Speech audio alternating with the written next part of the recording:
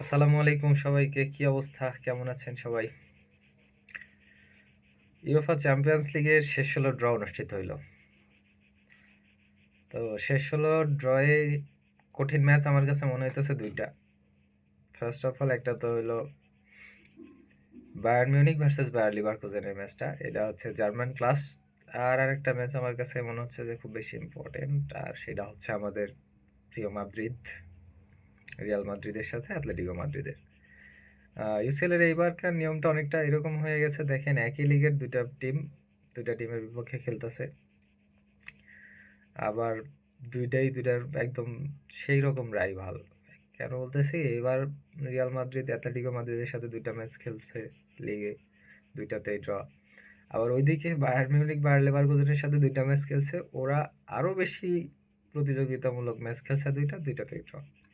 এমনকি লাস্ট ম্যাচে এমন হয়েছে বায়ার লেভারকুজেনের ঘরের মাঠে যায় বায়ার্ন মিউনিখ পুরা ২৯ বছরের ওদের একটা রেকর্ড ভাঙে আসছে।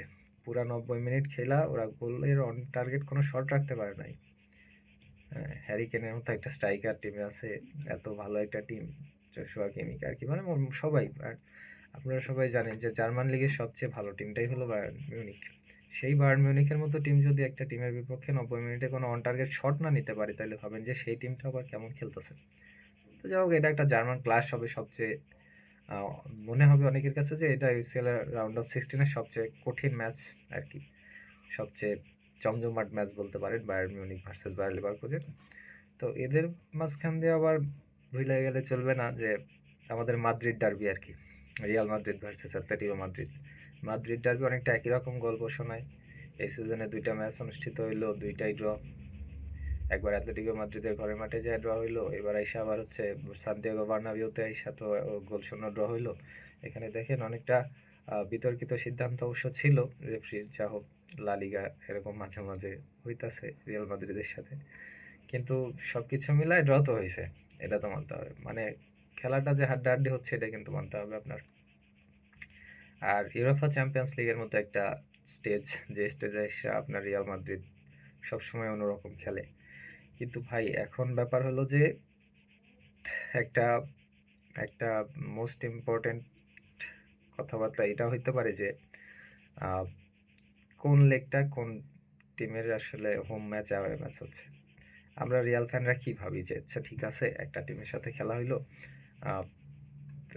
অ্যাওয়ে ম্যাচে হয়তো বা ২ গোল বা ৩ গোলে পিছিয়ে আছি, হোম ম্যাচে আসলো সান্তিয়াগো বার্নাবিউতে, ছাদটা বন্ধ করে দিলাম, দিয়ে একদম মানে ৯০ মিনিট না হোক, ১২০ মিনিট হোক, যা লাগে লাগুক, যতটুকু টাইম লাগুক, আমরা আর কি ওদেরকে পুরোপুরি প্যাকেট করে তারপর একদম মানে বের করে দিতাম।